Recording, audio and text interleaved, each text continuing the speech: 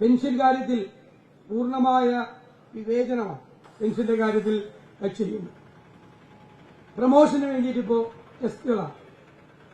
Promotion സത്യത്തിൽ ധാരാളം കോടതി വിധികളുണ്ട്. Promotion റൈറ്റാണ് promotion. ഒരാള് ഒരു ലീഡർ കാറ്റഗറിയിൽ ജോയിൻ ചെയ്തതിന് ശേഷം ജീവിതാവസാനം വരെ ആ കാറ്റഗറി തുടരാൻ പറ്റുമോ? അത് നീതി നിഷേധമാണ്. ഇത് വളഞ്ഞ വഴിയിൽ കൊണ്ടുവരാൻ എന്നിട്ട് വേറെ ഏജൻസിക്ക് കൊടുക്കുകയാണ്. ഇവിടെ ഇഷ്ടംപോലെ ഏജൻസികളുള്ളപ്പോൾ വലിയ ബാങ്കുകളുടെ അല്ലെ നാഷണലൈസ്ഡ് ബാങ്കുകളുടെ ടെസ്റ്റ് നടത്തുന്ന ഏജൻസിയെ ഏൽപ്പിച്ചിരിക്കുകയാണ്. സ്റ്റേറ്റ് കോഓപ്പറേറ്റീവ് യൂണിയൻ വരെ ഏജൻസി ഉണ്ട്. അതൊന്നും കൊടുക്കില്ല. വേറെ അവിടെ കൊണ്ടുപോയിട്ട് ആ പ്രമോഷനെ അട്ടിമറിക്കാൻ വേണ്ടിയിട്ടുള്ള നടപടിയാണ്. ഏറ്റവും കൂടുതൽ ദ്രോഹിക്കുന്നത് ഏറ്റവും സാധാരണക്കാരായ PTSനെ അല്ലെ പാർട്ട് ടൈം സ്വീപ്പർമാര്. അവര് ഏത് ജില്ലയിലാണ് പിരിച്ചുവിട്ടത് മുഴുവൻ? ഹൈക്കോടതി അവരെ റീഇൻസ്റ്റേറ്റ് ചെയ്യാൻ വേണ്ടി ഓർഡർ ഉണ്ടായി, ചെയ്തിട്ടില്ല ഇതുവരെ. വീണ്ടും അവരോടാണ് വൈരാഗ്യം, അല്ല അവരോടാണ് വിരോധം. അവരാണല്ലോ ഏറ്റവും പാവങ്ങൾ, ഏറ്റവും താഴെ ജോലി ചെയ്യുന്ന ആള്. അവരോടാണ് ശത്രുത ഈ ബാങ്കിന്. അവർക്കെതിരായിട്ട് കോടതി വിധി ഉണ്ടായിട്ടും ആ വിധി നടപ്പാക്കാതെ അതുമായി മുന്നോട്ട് പോയാ പിന്നെ 12,000 വേക്കൻസീസ് ഉണ്ട് ഇല്ലേ? നല്ല ജോലി ആയിരിക്കുമല്ലോ എല്ലാവർക്കും. ജോലി ചെയ്ത് ചെയ്ത് ചെയ്ത് എല്ലാവരും വല്ലാത്ത സ്ഥിതിയിലായി എന്ന് കാണുമ്പോൾ എല്ലാവരും വല്ലാത്ത ജോലിയാണ്. പക്ഷേ പിൻവാതിൽ നിയമനമുണ്ട്. മുൻവാതിലൂടെ നിയമനം ഇല്ലാതെയുള്ളൂ.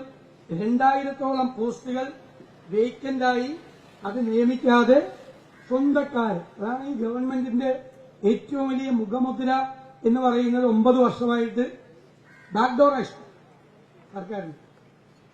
പുറകിലത്തെ വാതിലാണ് ഇഷ്ടം, മുമ്പിലത്തെ വാതിലിനോട് താല്പര്യം. ഏത് രംഗത്ത് നോക്കിയാലും അതെ, ഏത് ഡിപ്പാർട്ട്മെന്റ് നോക്കിയാലും അതെ, ഇവിടെയും അങ്ങനെ തന്നെയാണ്. പിൻവാതിലൂടെയുള്ള നിയമനമാണ് നടക്കുന്നത്. അപ്പൊ ഇത് ജീവനക്കാർ മുഴുവൻ കഠിനമായ ജോലി ചെയ്യുകയും ശമ്പള പരിഷ്കരണം നടപ്പിലാക്കാതിരിക്കുകയും EA കുടിശ്ശിക വരുത്തുകയും പ്രമോഷൻ ഇല്ലാതിരിക്കുകയും വേക്കൻസി ഫില്ല് ചെയ്യാതിരിക്കുകയും ഒക്കെ ചെയ്യുന്ന ദ്രോഹം ആണ് വ്യാപകമായി നടക്കുന്നത്. അതിനെതിരായി കേരള ബാങ്ക് എംപ്ലോയീസ് കോൺഗ്രസ് നടത്തുന്ന ഈ സമരം, നിരന്തരമായ ഈ സമരം, നിങ്ങളെ ഞാൻ ശ്രീ ശിവകുമാറിനെയും സഹപ്രവർത്തകരെയും ഞാൻ പ്രത്യേകമായി അഭിവാദ്യം ചെയ്യും. വിട്ടുവീഴ്ചയില്ലാത്ത നിങ്ങൾ നടത്തുന്ന പോരാട്ടത്തിന് ഞങ്ങളുടെ എല്ലാവരുടെയും പൂർണ്ണമായ പിന്തുണയാണ്. വരുന്ന നിയമസഭാ സമ്മേളനത്തിൽ നിങ്ങളുടെ വിഷയം തീർച്ചയായും കേരളത്തിന്റെ നിയമസഭയിൽ അവതരിപ്പിക്കും.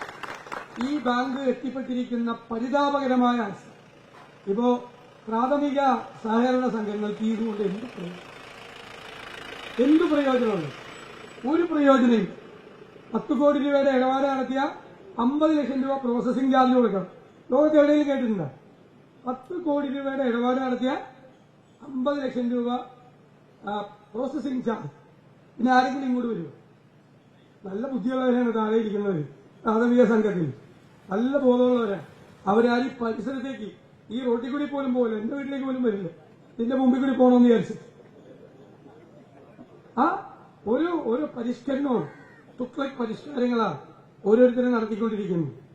അത് കേരള ബാങ്ക് അല്ലെങ്കിൽ അപ്പെക്സ് ബോഡി എന്നുള്ള നിലയിലുള്ള അതിന്റെ പർപ്പസ് സെർവ് ചെയ്യുന്നത്. ആ പർപ്പസ് സെർവ് ചെയ്യാതെ ഇതൊരു ബാങ്ക് അല്ലേ? പലിശ കൂടി, വായ്പയുടെ പലിശ കൂടി. ഞാൻ പറഞ്ഞല്ലോ ആദ്യം, കഴുത്തിന് പിടിച്ചിരിക്കുകയാണ്. അവർ പറയുന്ന അനുസരിച്ച് ചെയ്യണം. സ്വതന്ത്രമായി തീരുമാനം എടുക്കാൻ പറ്റാത്ത തരത്തിൽ കേരളത്തിലെ ഒരു സഹകരണ പ്രസ്ഥാനത്തിന്റെ അഭിമാനമായിരുന്ന ഈ ബാങ്കിനെ കൊണ്ടുപോയി തൊഴുത്തിക്കൊണ്ടേക്കും. അതാണ് ഇതിന്റെ അനന്തരഫലം, പരിണതഫലം. അപ്പൊ ഞാൻ നിങ്ങളെ എല്ലാവരെയും ഒരിക്കൽ കൂടി ഞാൻ അഭിവാദ്യം ചെയ്യുന്ന. എനിക്ക് 4 മീറ്റിംഗിൽ ഇതേപോലെ സംസാരിക്കും. ഈ ശബ്ദവും വെച്ചും ഇത്രയും നല്ല മൈക്കായിരിക്കില്ല സെക്രട്ടറിയുടെ മുമ്പിൽ. അപ്പോൾ ഒരിക്കൽ കൂടി അഭിവാദ്യം ചെയ്തുകൊണ്ട് ഈ സമരത്തിന് എല്ലാ പിന്തുണയും വാഗ്ദാനം നൽകിക്കൊണ്ട് ഈ ഉപവാസ സമരം ഉദ്ഘാടനം ചെയ്തതായി അറിയിക്കുന്നു. നന്ദി.